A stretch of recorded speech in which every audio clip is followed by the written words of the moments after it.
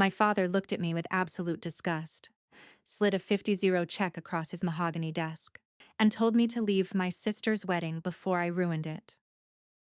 He was terrified my mediocrity would embarrass him in front of his wealthy guests, especially a legendary four-star general he was desperate to impress. But instead of crying and walking away like I always did, I reached into my purse, pressed record on my phone, and prepared to burn his golden empire to the ground. In this story, you will discover the immense power of walking away from toxic family dynamics and realize that you are the true architect of your own honor. If you've ever been made to feel like the black sheep just because you refuse to shrink yourself, this is for you. Please remember to like this video. Leave a comment with your own story. Share it with someone who needs to hear it. And subscribe to our channel to join a community that turns pain into power. The tires of my rented sedan crunched softly against the pristine white gravel of the Hawthorne Estate's winding driveway, even in the fading light of a humid Virginia evening. The sprawling 18th-century mansion looked less like a home and more like a fortress built entirely out of old money and modern pretense. Towering oak trees draped in Spanish stood like silent sentinels on either side of the manicured lawns. As I shifted the car into park, I took a slow, deliberate breath, letting the cool air conditioning wash over my face before I had to step into the suffocating atmosphere of my family's reality. I was 36 years old, a major in United States military intelligence, and I had successfully navigated active combat zones in the Middle East, with less anxiety than I felt at this exact moment. Tonight was the rehearsal dinner for my older sister, Victoria, but to my father, Arthur Vance, it was not a celebration of love. It was a corporate merger. It was the crowning achievement of his decades-long obsession with climbing to the absolute pinnacle of the East Coast elite. Victoria was marrying Julian Sterling, a handsome, mild-mannered junior partner at a prestigious law firm. But Julian's real value to my father wasn't his law degree. It was his bloodline. Julian was the nephew of General Thomas Sterling, a legendary four-star general and a man whose family name carried weight in the halls of Congress, the Pentagon, and the boardrooms of Wall Street. My father, a real estate developer whose ambition always vastly outpaced his actual capital, viewed the Sterling family as his ultimate acquisition. I stepped out of the car, smoothing down the fabric of my simple, understated navy dress I hadn't worn my uniform. I rarely did at family events. Over the past 12 years, my military career had been treated as a dark, mildly embarrassing secret by my parents, while Victoria's Ivy League degrees and country club aesthetic were framed on the walls and paraded at cocktail parties. My choice to serve my country was viewed by my father as a blue-collar escape for someone who simply couldn't cut it in the refined, competitive world of high society. He didn't know about the lives I had pulled from the rubble in Damascus. He didn't know about the civilian protection protocols I had authored that were currently sitting on the desks of the Joint Chiefs of Staff. He only knew that I didn't wear designer labels, I didn't attend charity galas, and I didn't make him look wealthy. Therefore, I was useless to him. Entering the grand foyer of the Hawthorne estate was like walking onto a theater stage where everyone already knew their lines. Crystal chandeliers cast a warm, golden glow over the polished mahogany floors. The air was thick with the scent of expensive perfume, imported orchids, and roasted duck. Waiters in crisp white uniforms glided effortlessly through the crowd, carrying silver trays of champagne and hors d'oeuvre.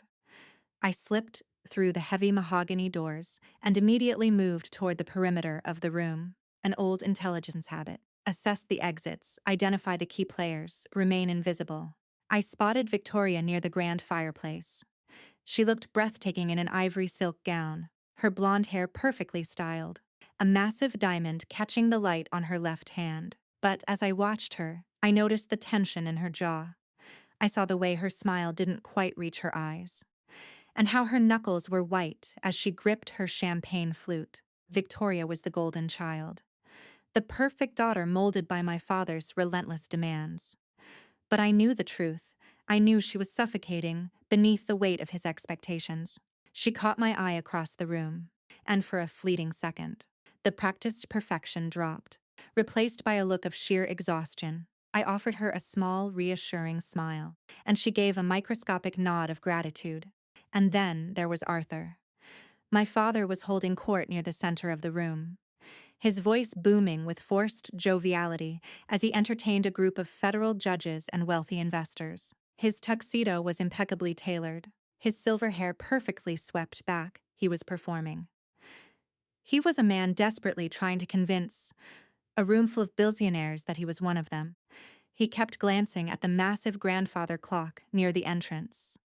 General Sterling was scheduled to arrive at 8 o'clock, and Arthur was vibrating with a frantic, almost desperate energy to ensure everything was flawless for the General's arrival.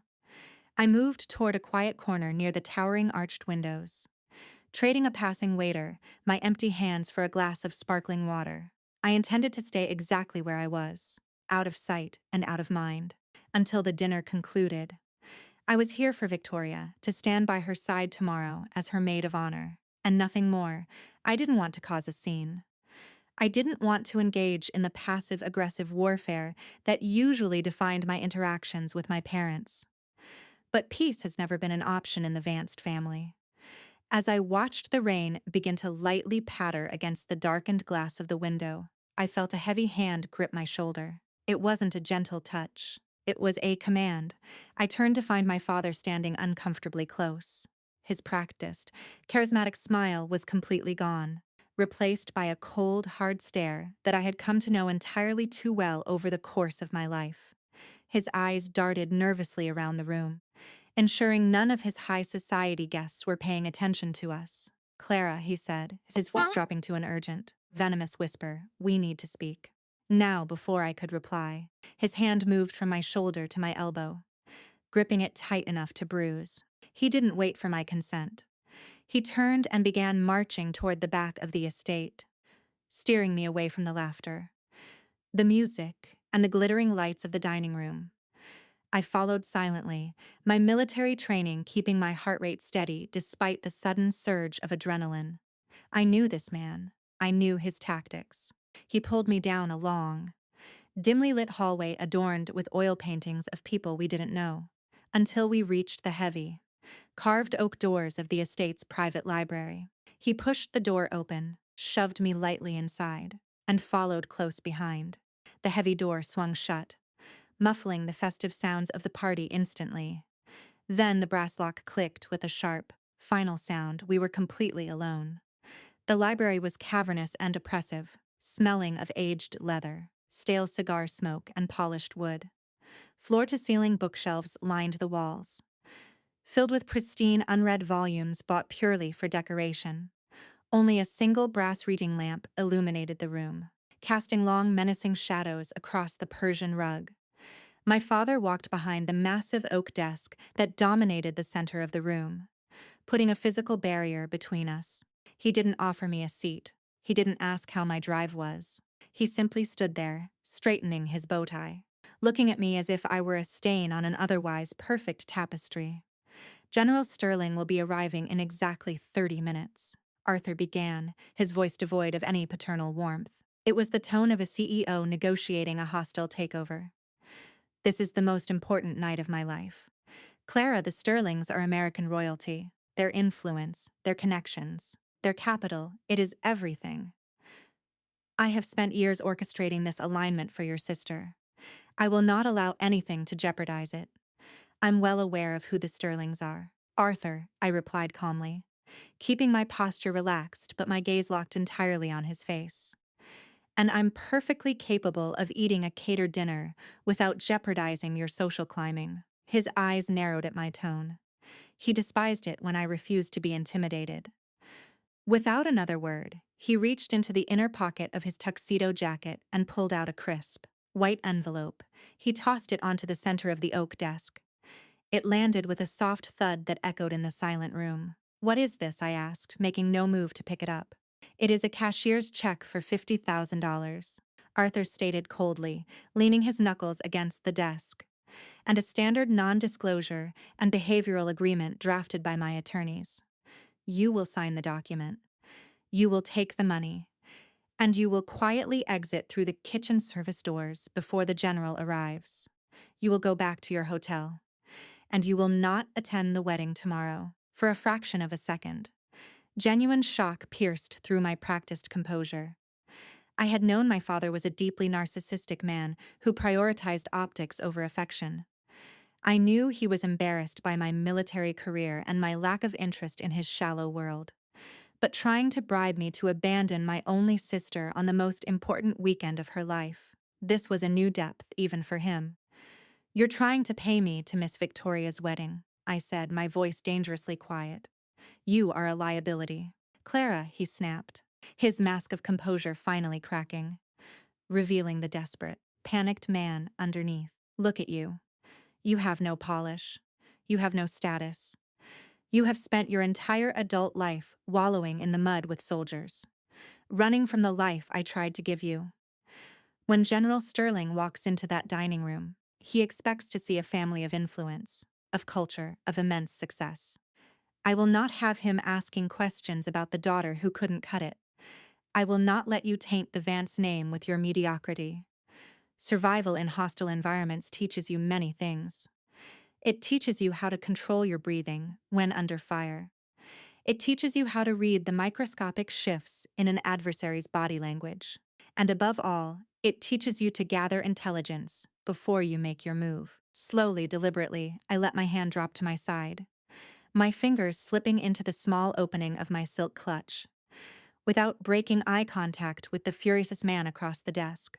My thumb found the side button of my phone. A quick double tap, a memorized swipe, and a press. The voice memo app began recording. "You think my presence is going to ruin Victoria's future?" I prompted, keeping my voice loud enough for the microphone to pick up every syllable clearly. "Your presence ruins everything," Arthur hissed, stepping around the desk, his face turning an angry shade of purple. "You are a dark cloud on this family. You always have been now. You will take the $50,000, and you will disappear for the weekend. Tell Victoria you had a sudden military deployment. Tell her you fell ill. I don't care what lie you invent. But if you walk out of this library and into that dining room, I swear to God, Clara, I will make sure everyone in our circle, everyone's in the city, knows exactly what a massive disappointment you are." He pointed a trembling finger at the door. "Sign the paper, take the money, or face the consequences." I looked at the white envelope resting on the polished wood. I thought about the 12 years I had spent begging for scraps of validation from this man. I thought about the holidays I spent overseas, sitting in dusty tents, wondering why my phone never rang. I thought about Victoria, trapped in a golden cage, smiling through her exhaustion because she was too afraid to defy him. I didn't feel hurt anymore. The little girl who just wanted her father to be proud of her was gone. In her place stood a woman who had negotiated the release of hostages. I pulled my hand out of my clutch, leaving the phone inside, still quietly recording every breath. "Keep your money, Arthur," I said, my voice carrying the freezing authority of an officer giving a final command. "I'm not signing your paperwork, and I'm not leaving my sister." I turned my back on him, unlocked the heavy oak door, and walked out of the library, leaving him sputtering in rage in the shadows. The walk back down the corridor felt different this time. The air felt lighter. I slipped back into the grand dining room just as the guests were being asked to take their seats. The tables were adorned with towering floral arrangements and flickering silver candelabras. I found my place card at a table near the back, far away from the head table where my parents and sister sat. I sat down, my clutch resting heavily on my lap. 10 minutes later, a hushed murmur swept through the room as the massive front doors of the estate opened. General Thomas Sterling had arrived. Though I couldn't see him through the crowd, I could feel the shift in the room's energy.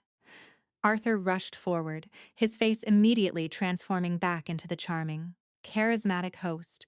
The panic from the library was buried beneath a flawless, gleaming smile. Once the general was seated at the head table next to Victoria and Julian, Arthur picked up a silver knife and tapped it rhythmically against his crystal wineglass. Clink, clink, clink. The room went completely silent. 75 faces turned toward the head table. Arthur stood tall, holding his glass high. basks in the attention he so desperately craved. Family, friends, distinguished guests. Arthur began, his voice projecting smoothly. Thank you for joining us in this magnificent celebration of Victoria and Julian. Victoria, my beautiful, brilliant daughter. She is everything a father could ever hope for. She is the light of the Vance family. Polite applause rippled through the room. Victoria lowered her eyes, a sad, trapped smile on her lips. Arthur's eyes scanned the room, sweeping over the crowd until they locked onto me, sitting quietly at the back table. A cruel, calculated glint flashed in his eyes. He had warned me I hadn't taken the money. Now he was executing his threat. He was going to discredit me before I could ever be a liability to him. And then, Arthur announced, his voice dripping with theatrical pity as he gestured toward my table. There is, Clara. Every head in the room turned. Hundreds of eyes locked onto me. The family disappointment, my father said loudly, letting the words hang in the air like a public execution. The one who always chose the difficult, unrefined path. But we love her despite her shortcomings, don't we? A few nervous, uncomfortable chuckles echoed in the grand hall. The humiliation was designed to crush me, to force me to run from the room in tears. He expected me to shrink. Instead, I reached into my clutch, my fingers wrapping tightly around the warm metal of my phone, and I slowly pushed my chair back. The scrape of my wooden chair against the polished hardwood floor sounded like a gunshot in the cavernous dining room as I pushed myself up to a full, commanding stance. The murmurs of the elite crowd died instantly. I did not rush. I did not let my shoulders round or my gaze drop. Years of standing before hostile interrogators and high-ranking artillery tribunals had taught me that whoever controls the silence controls the room. I let the silence stretch, heavy and suffocating, allowing every single guest to lock their eyes onto me. At the head table, Arthur's smug, theatrical smile began to falter, the edges of his lips twitching as he realized I was not fleeing in tears as he had anticipated. Beside him, my sister Victoria looked terrified, her hands trembling as she clutched her silk napkin. My mother simply stared at her plate, a portrait of lifelong submission. A disappointment, I repeated, my voice calm, steady, and projecting effortlessly across the massive expanse of the room without the need for a microphone. That is a very interesting choice of words, Arthur. A collective, audible gasp rippled through the older women at the adjacent tables. I had not called him dad or father. I had stripped him of his patriarchal title right in front of his billionaire investors and federal judge friends. Arthur's face flushed a deep, dangerous crimson. He gripped the edges of his podium tightly. Clara, please. Arthur laughed, though the sound was entirely devoid of humor. It was a frantic, strained noise. You've clearly had a bit too much champagne tonight. Let's not make a scene. The staff can help you to a taxi. He turned to the crowd, spreading his hands in a gesture of faux sympathy. I apologize, everyone. My daughter has always struggled with her emotions. She is not quite herself this evening. I haven't had a single drop of alcohol tonight, Arthur, and you know what I replied. My tone slicing through his pathetic attempt at gaslighting like a freshly sharpened blade. I stepped out from behind my table, moving into the center aisle so that there was absolutely nothing obstructing my view of him. But since we are airing the family dynamics so publicly, I think your guests should know exactly what kind of disappointment I am. In fact, I think they should know exactly what happened in the private library just 20 minutes before you sat down to give this touching speech. Arthur's eyes widened in sheer panic. The charismatic facade shattered completely, leaving behind a terrified, desperate man. Clara, sit down immediately. That is an order, he barked. His voice cracking with rage, I ignored him. I raised my hand, holding my smartphone high enough for the nearest tables to see. 20 minutes ago, my father pulled me into a locked room. He did not ask me how my life was. He did not ask about my career. Instead, he slid a non-disclosure agreement and a cashier's check for $50,000 across his desk. He demanded that I take the money, leave through the service exit, and abandon my only sister on her wedding weekend. The room erupted into shocked, furious whispers. High society men adjusted their ties uncomfortably. Women covered their mouths in disbelief. She is lying, Arthur shouted, his composure entirely gone. He was sweating now, the pristine image he had spent millions to cultivate disintegrating in seconds. She is a bitter, jealous woman inventing absolute fiction. Security, have her removed. I don't invent fiction, Arthur. I gather intelligence, I stated coldly. I tapped the screen of my phone. I had synced the audio output to the room's Bluetooth sound system, a simple trick for an intelligence officer. I pressed play suddenly. The crisp, undeniable audio of our conversation in the library blasted through the hidden speakers of the Hawthorne estate. Arthur's own voice, vicious and cruel, echoed off the crystal chandeliers. You are a liability, Clara. Look at you, you have no polish. You have no status. I will not have him asking questions about the daughter who couldn't cut it. I will not let you taint the Vance name with your mediocrity. Take the $50,000, and you will disappear. The recording finished, and the silence that followed was absolute. It was the kind of deafening quiet that follows a devastating explosion. Forks had literally fallen from guests' hands, clattering against fine china. No one looked at me with pity anymore. They looked at Arthur with absolute, unadulterated disgust, you see. I addressed the paralyzed crowd, my posture perfectly straight, my voice ringing with unwavering authority. My father believes that a person's worth is measured by their bank account, their designer clothes, and their blind obedience. He believes that because I chose to serve my country, because I chose a life of substance over a life of shallow pretense, I am a failure. I turned my piercing gaze directly onto Arthur, who looked as though he might physically collapse. But true failure, Arthur, is being so fundamentally insecure that you have to sell off your own daughters to maintain an illusion. True failure is possessing wealth, but having absolutely no honor. Well said, Major Vance. The voice boomed from the head table, deep, resonant, and vibrating with an authority that commanded instant, unquestioning obedience. Every head in the dining room whipped around to trace the source of the sound. General Thomas Sterling slowly rose from his chair. Dressed in his immaculate dress uniform, his chest adorned with rows of service ribbons and stars, the general looked like a titan of history standing among ordinary men.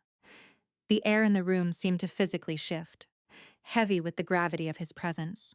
He possessed the kind of quiet, absolute power that could not be bought with real estate deals or country club memberships. Arthur instantly snapped out of his paralyzed state, his survival instincts kicking in. His sycophantic smile returned, though it was now trembling and grotesque. He scrambled out from behind the table, reaching his hands out toward the general in a desperate bid for damage control. General Sterling, please. I beg you to excuse this unfortunate family drama. My daughter is clearly deeply troubled. She has always been a problematic child, and I am so deeply humiliated that she would bring her delusions into your presence quiet. General Sterling commanded. He didn't yell, he didn't raise his voice. He simply uttered a single word, and Arthur Vance's mouth snapped shut, as if he had been physically struck. The general did not give my father a second glance. He stepped around the extravagant head table and began walking down the center aisle, moving with the deliberate, measured strides of a man who had walked through war zones and lived to tell the tale. The wealthy guests pulled their chairs in, shrinking back to give him a wide berth. General Sterling stopped directly in front of me. He looked at me, his sharp blue eyes scanning my face. Recognizing the unyielding steel behind my calm expression, he didn't offer a polite, high society handshake instead. The legendary four-star general brought his hand up in a crisp, sharp, flawless military salute. For a civilian audience, the gesture might have seemed merely respectful. But for anyone who understood the weight of the uniform, it was earth-shattering. A four-star general saluting a major in a room full of civilians was the ultimate, undeniable validation of character and service. I immediately straightened my spine even further, returning the salute with exact, unwavering precision. It is a profound honor to finally meet you outside of a classified briefing room. Major, the general said warmly, lowering his hand. He then slowly turned his body to face the crowd.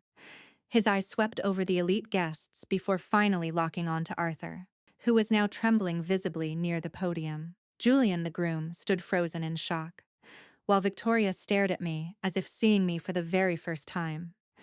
I do not know what metrics you use to measure success in this room, General Sterling began, his voice laced with a dangerous, icy authority that made the temperature in the room seemingly plummet. But in the United States military, we measure it by courage, by integrity, by the willingness to lay down one's life for those who cannot defend themselves. The general took a step toward Arthur, who instinctively shrank back. You called this woman a liability. You called her mediocre. Let me tell you who your daughter actually is. 14 months ago, my extraction team was ambushed in Damascus. We were cut off, outgunned, and out of time. Major Clara Vance was the intelligence officer who defied direct orders to retreat, stayed on the comms, and single-handedly coordinated the rescue that brought my men home alive. A collective murmur of awe swept through the room. Victoria let out a small, staggered breath, her hands flying to cover her mouth as tears finally spilled over her eyelashes. But her courage on the battlefield is only a fraction of her worth, the general continued, his voice echoing powerfully. Major Vance is the lead author of the new Civilian Protection Protocol that was just ratified by the United States Congress yesterday. It is a sweeping human rights mandate that ensures women and children trapped in international conflict zones have guaranteed safe passage. She has done more to protect global human rights in the last 5 years than anyone I have ever had the privilege of commanding. The room was spellbound, the wealthy investors, the judges, the socialites, they were all looking at me not as the outcast daughter, but as a giant who had been living quietly among them. General Sterling turned his piercing gaze back to Arthur, his expression one of absolute contempt. She is a decorated hero, a brilliant strategist, and a woman of impeccable honor. If she is the disappointment of your family, Mr. Vance, then I shudder to think what you consider an achievement. Your inability to see her greatness is not a reflection of her flaws. It is a glaring testament to your own moral bankruptcy. General Thomas Sterling's words hung in the air, a devastating indictment that left the grand dining room of the Hawthorne estate in absolute, paralyzed silence. Arthur Vance, a man who had spent his entire life manipulating narratives and controlling every variable, was completely unmoored. His face had drained of all color, his hands gripping the edges of his podium so tightly, his knuckles were bone white. The elite guests, the federal judges, the billionaire investors, the very people whose approval Arthur worshipped, were now looking at him not with respect, but with profound disgust. His empire of illusions was burning to the ground, ignited by the quiet strength of the daughter he had tried to throw away. But narcissists do not surrender easily. They pivot in a desperate, pathetic attempt to salvage his reputation. Arthur swallowed hard and forced a wavering, artificial smile onto his face. He looked at General Sterling, then out at the crowd, his voice shaking as he attempted to rewrite history in real time. Well, Arthur stammered, his chest heaving. I have always said that the Vance family breeds excellence. I pushed her, you see. I raised her with strict, unrelenting discipline because I knew what she was capable of. The resilience she showed in combat, that unyielding strength, she gets that from me. It takes a demanding father to forge a brilliant soldier. Stop it, Dad. The voice was trembling, but it sliced through Arthur's lies with the force of a shattering mirror. Every head at the head table turned. Slowly, Victoria pushed her chair back and stood up. Beautiful, perfect sister. The golden child who had never once raised her voice, who had spent 34 years shrinking herself to fit perfectly into the gilded cage our father had built for her, was shaking. Tears were streaming down her face, ruining her immaculate, professionally applied makeup. But I had never seen her look more beautiful. She looked real. Stop taking credit for her strength, Victoria cried, her voice cracking but growing louder with every syllable. Stop trying to steal her honor, and stop using me to hide your failures. Arthur looked as if he had been physically struck. Victoria, darling, please, he hissed, his eyes darting frantically toward the Sterling family. Sit down, you are hysterical. You don't know what you are saying. I know exactly what I am saying. Victoria fired back, her chest rising and falling rapidly. She reached down and picked up her expensive designer purse. With trembling hands, she pulled out a thick, heavy manila folder and slammed it onto the table, right next to the floral centerpiece. The loud smack made Arthur flinch. Clara isn't the liability in this family. You are. Julian, her fiancé, looked at the folder, confusion washing over his handsome features. General Sterling simply watched, his expression unreadable, allowing the truth to surface. Tell them, Arthur, Victoria demanded, completely dropping the title of Dad just as I had. Tell your wealthy friends and your prestigious future in-laws why you were so desperate for this wedding to happen. Tell them about the documents in this folder.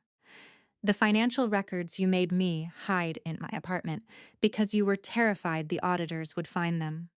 Arthur lunged forward, trying to grab the folder, but Julian S. father, sitting adjacent, calmly placed his hand over it, preventing Arthur from taking it. He is bankrupt, Victoria announced to the silent, captive room, tears continuing to fall. He has been bankrupt for 2 years. The real estate empire is a complete fraud, built on predatory loans and hollow shell companies.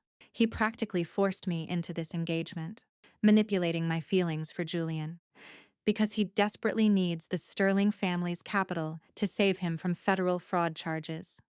He was going to use my marriage as a corporate bailout. Julian stared at the documents, his face pale, before looking up at Victoria with wide, heartbreaking eyes. Victoria, is this true? It is, she sobbed, looking at him with profound sorrow. I am so sorry, Julian. I truly love you. I do, but I will not let my father use our marriage as a business transaction. I will not let him contaminate your family's honorable name to cover up crimes.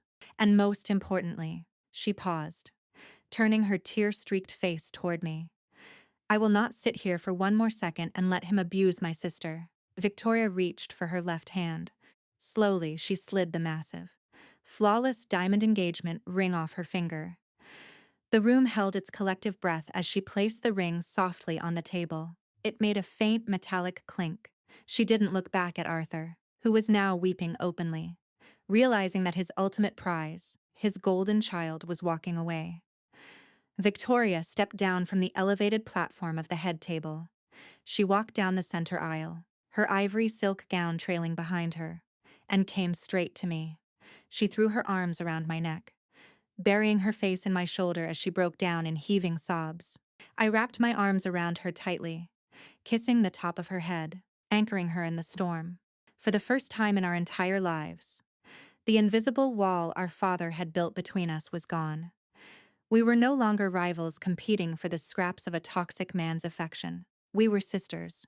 General Sterling watched us for a moment, his stern face softening with immense respect. He nodded slowly. It takes unimaginable courage to walk away from a toxic system, the general said quietly, though his voice carried to the back of the room. Both Vance women are extraordinary. He turned his back on Arthur, entirely dismissing him from existence, and walked out of the room. That night was the last time I ever spoke to Arthur Vance. Victoria and I left the Hawthorne estate together, walking out through the heavy mahogany doors and into the cool, driving rain of the Virginia night. The storm outside felt entirely different now. It was oppressive, it was cleansing. We left our father entirely alone at the head of a massive, opulent table, stripped of his money, stripped of his control, and stripped of the audience he so desperately needed to survive. He was finally forced to sit with the hollow reality of his own making. Victoria did not marry Julian the next day. The extravagant wedding was abruptly canceled, sending shockwaves through the East Coast social circuits. However, Julian, to his immense credit and reflecting the honorable character of his uncle, understood that Victoria's public confession was an act of profound love and protection toward his family.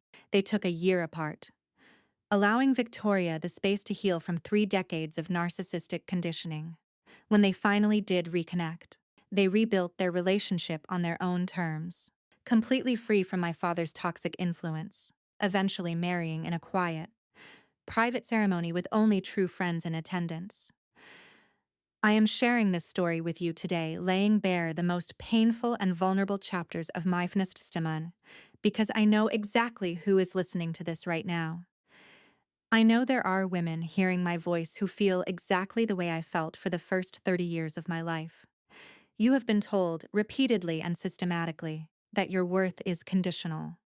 You have been labeled the difficult one, the stubborn one, the black sheep, or the family disappointment, simply because you refuse to shrink your intellect, your ambition, and your spirit to make someone else comfortable. Listen to me very carefully. A toxic person's inability to see your immense value does not decrease your worth. Narcissistic parents, controlling partners, or intensely jealous family members will always try to dim your light, because your authenticity and your strength expose the fragility of their own illusions. You do not owe your loyalty to biology if that biology is actively destroying your mental health and your human dignity. Respect is not a privilege earned through blind obedience. It is a fundamental human right. Equality within a family means that every single voice matters, not just the loudest, the wealthiest, or the most manipulative. True love does not hand you a non-disclosure agreement to protect its public image. True love does not demand that you hide your light, your achievements, or your passions in the shadows. True love celebrates you in the light. If you are currently sitting in the dark shadow of someone else's fragile ego, waiting endlessly for them to finally validate you, to finally see you, I am giving you permission right now to stop waiting. Stand up, gather your evidence, your truth, your resilience, your inner strength, your unyielding spirit, and walk completely out of their narrative. You are not a disappointment. You are the architect of your own honor.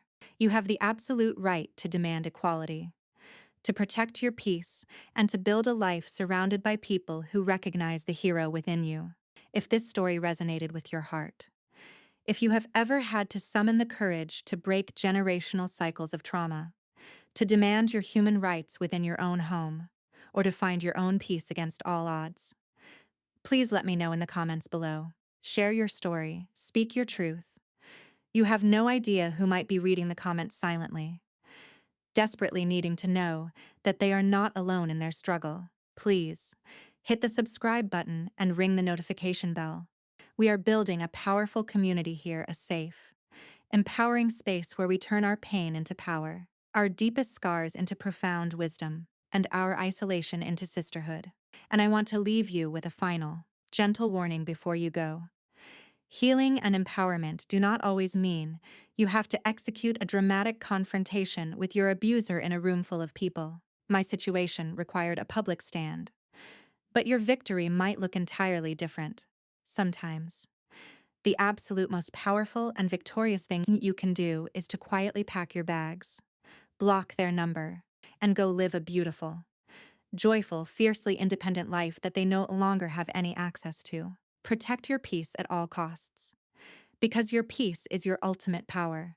Until next time, stay strong, stay undeniably true to yourself, and never let anyone in this world tell you that you are anything less than extraordinary. The morning sunlight filtered through the large, arched windows of my Washington, D.C. townhouse, casting a warm, golden glow across the hardwood floor. It was a Tuesday, exactly 4 months after the catastrophic rehearsal dinner at the Hawthorne estate.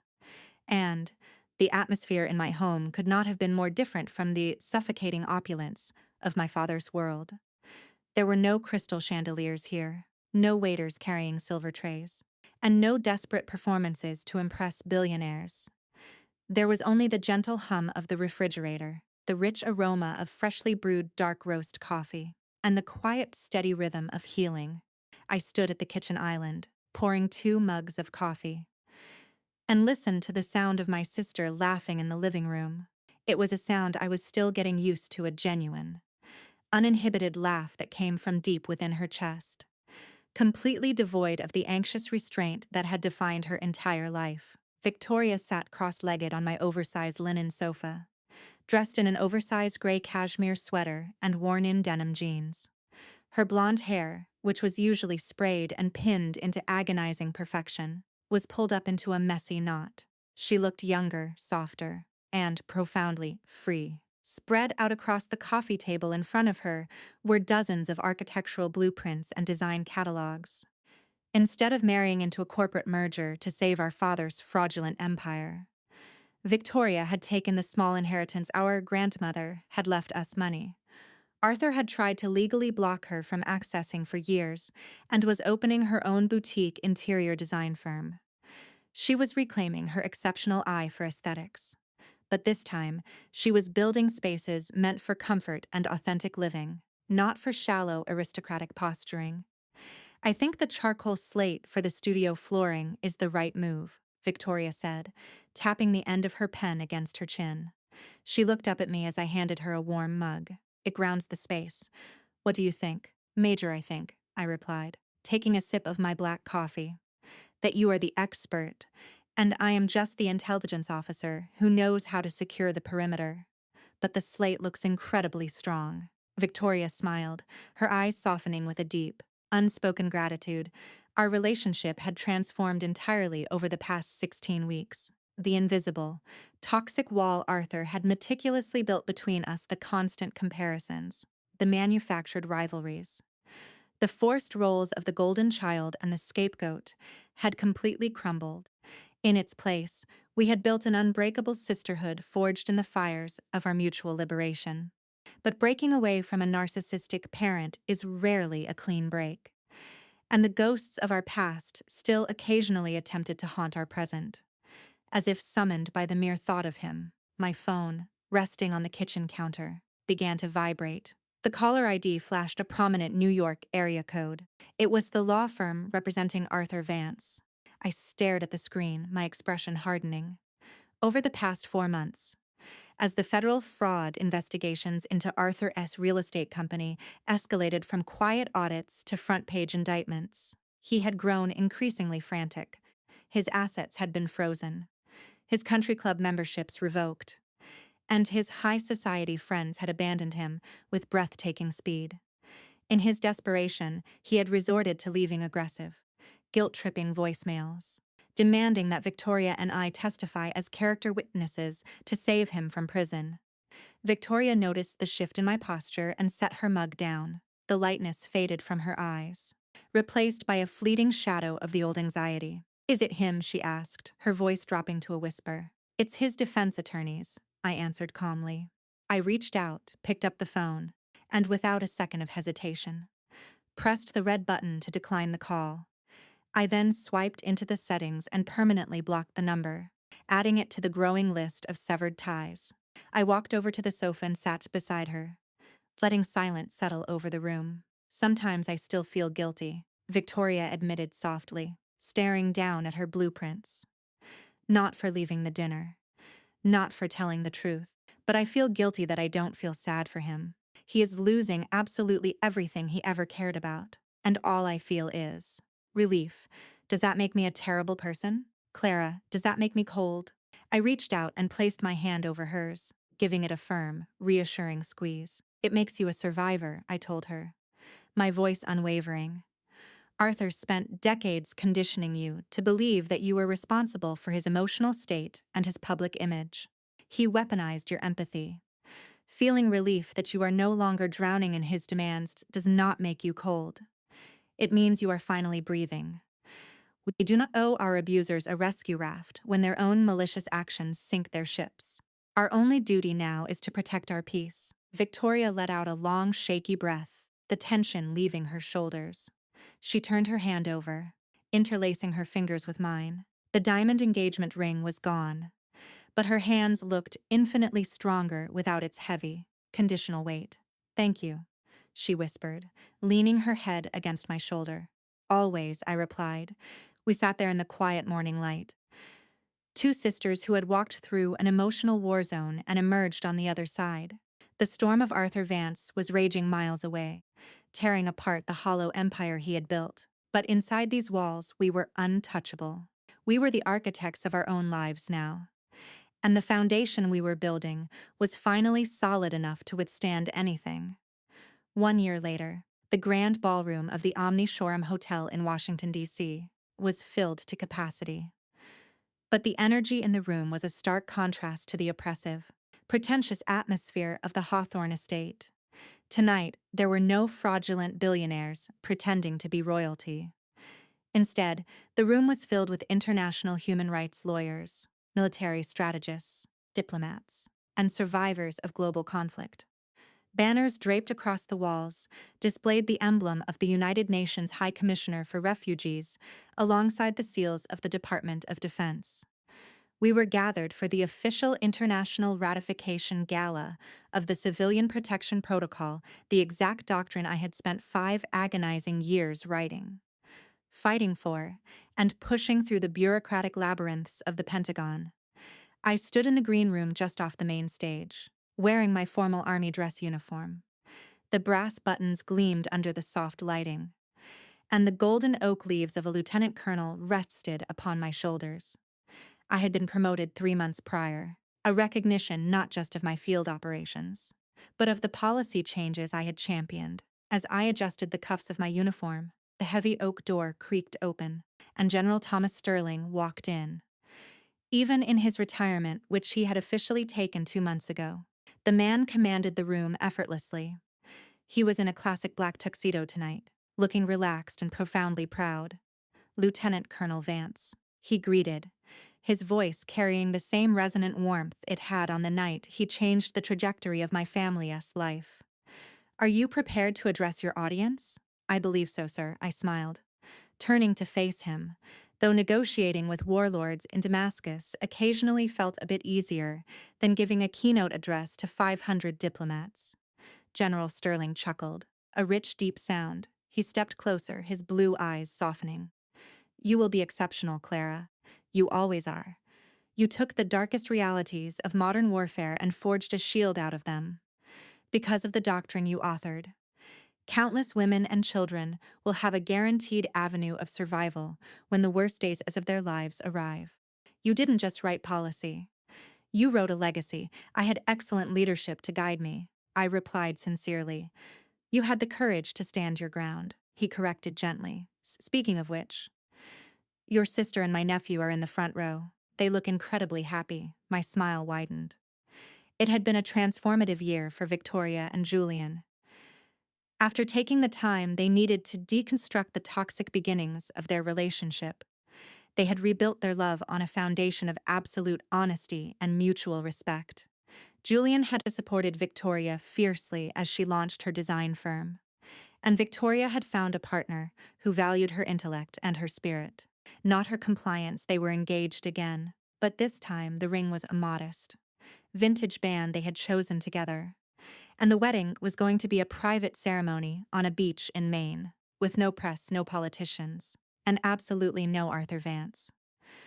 Arthur was currently serving a 72-month sentence in a federal correctional facility for extensive wire fraud and embezzlement.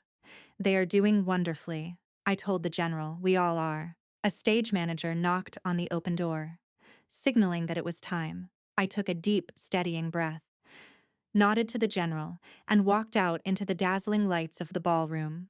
As I stepped up to the acrylic podium, the applause was deafening. I looked out into the sea of faces, instantly finding Victoria in the front row. She was wearing a stunning, vibrant emerald dress, a color Arthur had always forbidden because it drew too much attention, and she was beaming, her eyes shining with unspeakable pride. Beside her, Julian gave me a supportive nod. I adjusted the microphone, the room gradually falling into a respectful, attentive silence. "Distinguished guests, colleagues and friends," I began, my voice projecting with the practiced calm of a seasoned commanding officer. "We often think of protection in terms of armor, weaponry, and borders. We think of courage as the loudest, most visible act of defiance on a battlefield. But the truth I have learned both in combat zones and in the quiet, hidden corners of civilian life is that true protection is about recognizing the inherent dignity of the vulnerable, and true courage is often the quiet, agonizing decision to stand up and say, 'I will not allow this abuse to continue, not on my watch.'" I paused, letting my eyes meet Victoria's. The connection between us crackled with a shared, profound understanding. "The protocol we are ratifying tonight," I continued, "is a promise. It is a promise to those trapped in systems of violence and control that they have not been forgotten. It is a declaration that their lives have immeasurable worth, regardless of what their oppressors have conditioned them to believe. Whether that oppression comes from a hostile regime or from within the walls of their own homes, the message remains the same. You have the right to autonomy. You have the right to safety. And you have the fundamental right to live in the light. The room erupted as 500 people rose to their feet in a standing ovation. My eyes remained locked on my sister. She was clapping fiercely, tears of joy streaming down her face. I stood tall behind the podium, the weight of the uniform feeling lighter than it ever had before. I was no longer the family disappointment. I was a protector, a sister, and a free woman. I had survived the fire, and from the ashes, I had built a fortress of honor that no man's ego could ever tear down. The adrenaline of the ratification gala took days to fully dissipate from my system, leaving behind a profound, quiet serenity that I had never experienced before. For the first time in my 37 years, I did not feel the need to brace myself for the next incoming attack. The war with my father was over, and the battle for my professional legacy had been won. It was a crisp, brilliant Tuesday morning in late October when the final ghost of my past arrived at my doorstep. I was sitting on the front porch of my townhouse, wrapped in a thick wool cardigan, watching the autumn leaves drift down onto the cobblestone streets of Georgetown. When the silver sedan pulled up to the curb, I immediately recognized the woman who stepped out. It was my mother, Eleanor. I had not spoken to her since the night of the rehearsal dinner. When Arthur's empire collapsed and the federal indictments rained down, Eleanor had been stripped of the only identity she had ever known. The sprawling Hawthorne estate had been seized by the banks. The country club memberships had been instantly revoked. The friends who had air-kissed her cheeks at charity galas suddenly forgot her name. As she walked up the brick pathway toward my porch, I struck by how small she looked. For decades, my mother had worn her wealth like a suit of armor, designer dresses, flawless blowouts, and diamonds that caught the light from every angle. Today, she wore a simple beige trench coat, her graying hair pulled back into a modest clip, her face free of the heavy, protective makeup she used to hide behind. She looked her age, but paradoxically, she also looked remarkably human. I stood up slowly, setting my ceramic coffee mug down on the small patio table. I didn't cross my arms, but I didn't rush to embrace her either. I simply waited, allowing her to close the distance between us. When she reached the bottom of the wooden steps, she stopped, her hands trembling slightly as she clutched her leather handbag. "Hello, Clara," she said, her voice fragile, barely louder than the rustling leaves. "Hello, Mom," I replied evenly. "Would you like to come inside?" She nodded silently, and I led her into the warmth of the living room. She sat on the edge of the linen sofa, looking around the space as if she were stepping onto an alien planet. She took in the books, the framed photographs of my military unit, and the simple lived-in comfort of the room. It was not a showpiece, it was a home. I handed her a cup of tea. And for a long moment, the only sound was the ticking of the mantel clock. "I saw the broadcast of your speech at the gala," Eleanor finally said, staring down at the swirling steam rising from her cup. "You were magnificent, Clara. You looked so strong, so completely sure of who you are." "I am sure of who I am," I said gently. It just took a long time to build that certainty without any foundational support. She flinched slightly at the truth of my words. She set the teacup down on the coaster, her eyes filling with tears that she did not try to blink away. "I am so sorry," she whispered, her voice breaking completely. "I am so incredibly sorry, Clara. Not just for that terrible night at the dinner, but for all the years before it. For every time I looked away. For every time I let him belittle you, because I was too terrified to cross him." I looked at the woman who had brought me into the world. In the Vance household, Arthur had been the tyrant, but Eleanor had been the enabler. It is a complex, devastating pain to realize that the person who was supposed to protect you chose her own comfort over your safety. "Why did you stay, Mom?" I asked, my voice devoid of anger, seeking only understanding. "Why did you let him do it to us?" Eleanor buried her face in her hands, her shoulders shaking with years of repressed grief. Because I was a coward, she confessed, the raw honesty of the admission hanging heavy in the air. I married him when I was 20 years old. I had no education, no money of my own, and no sense of self. He built a beautiful, golden cage around me, and by the time I realized the door was locked, I had forgotten how to fly. When you joined the military, Clara, I wasn't embarrassed by you. I was envious of you. You had the courage to walk out of the cage, and I resented you for highlighting my own cowardice. She looked up at me, her face streaked with tears, completely bare and vulnerable. When Victoria stood up to him, when she threw those documents on the table and walked away, it shattered the last illusion I had. I realized that my daughters possessed a bravery I had never known. I finally filed for divorce 3 months ago. I live in a tiny apartment in Maryland now. I have almost nothing left. You have your freedom, I corrected her quietly. I reached across the coffee table and placed my hand gently over hers. It was not an immediate absolution of the past, but it was an acknowledgement of her humanity. You have the rest of your life to learn how to be brave, Mom. The cage is gone. You just have to decide what you want to build in its place. Eleanor squeezed my hand, a small, fragile smile breaking through the tears. We spent the rest of the afternoon talking not about the past, but about the future. It was the first honest conversation we had ever shared. It was a tentative, delicate beginning. But for the first time in my life, I felt like I actually had a mother. 7 months later, the salty, bracing air of the Maine coastline whipped through my hair as I stood on a rugged cliff overlooking the churning Atlantic Ocean. It was late spring, and the world was painted in vibrant, untamed hues of deep blue and evergreen.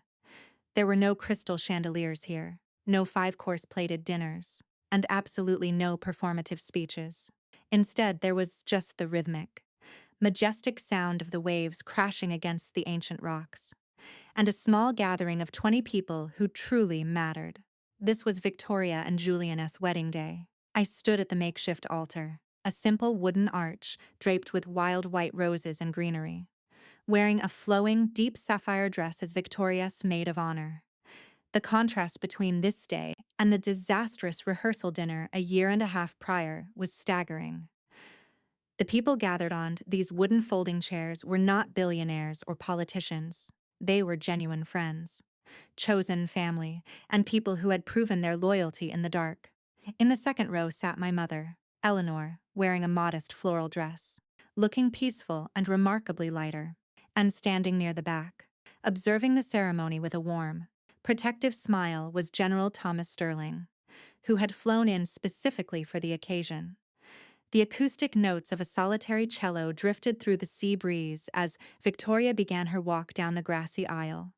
There was no grand procession, no father to give her away like a piece of property.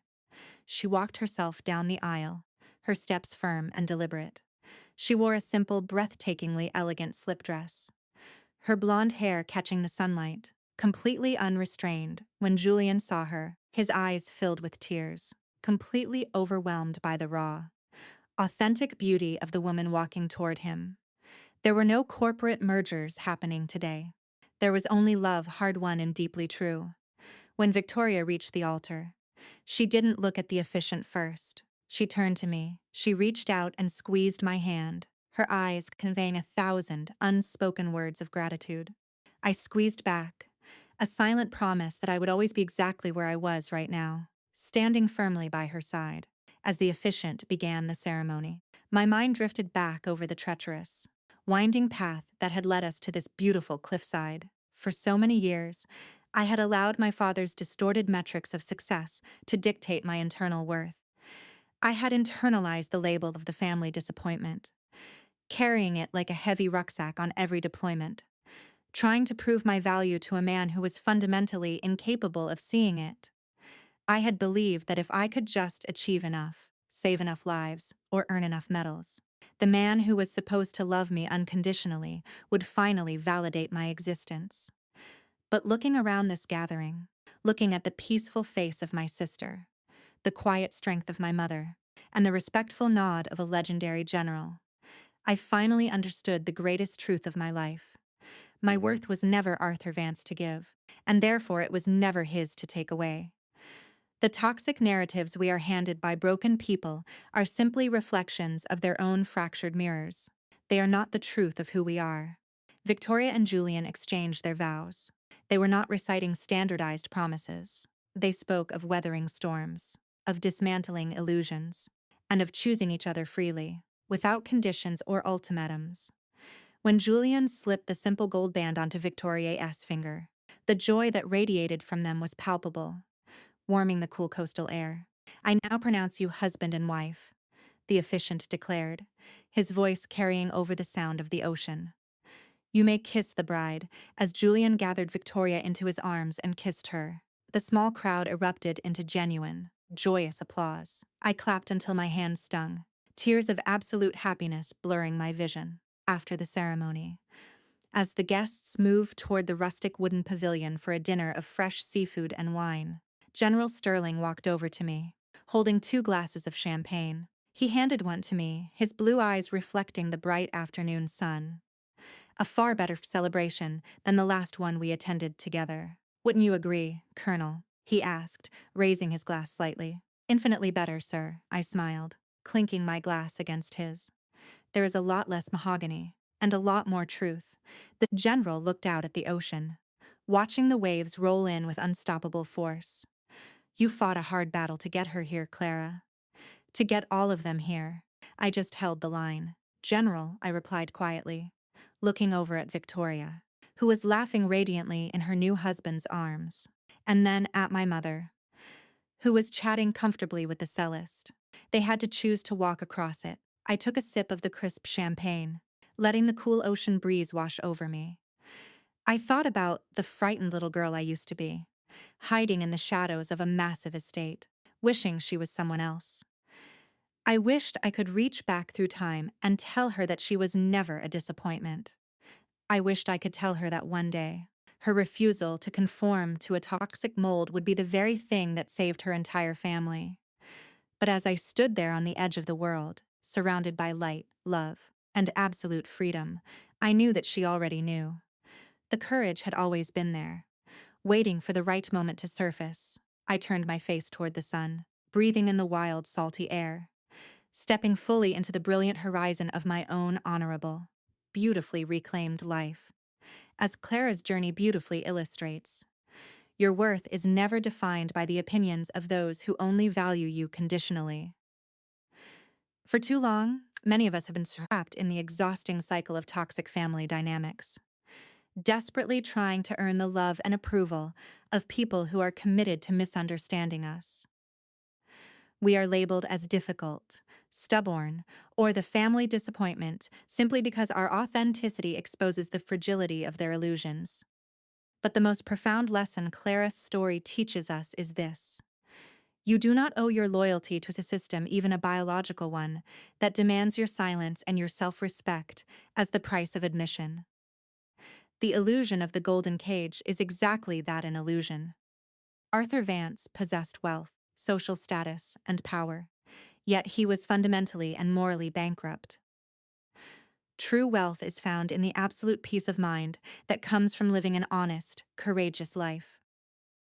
If you are listening to this right now, and you are sitting in the shadow of someone else's fragile ego, waiting for them to finally validate you, let this be your sign to stop waiting. Your refusal to conform to a toxic mold is not a flaw.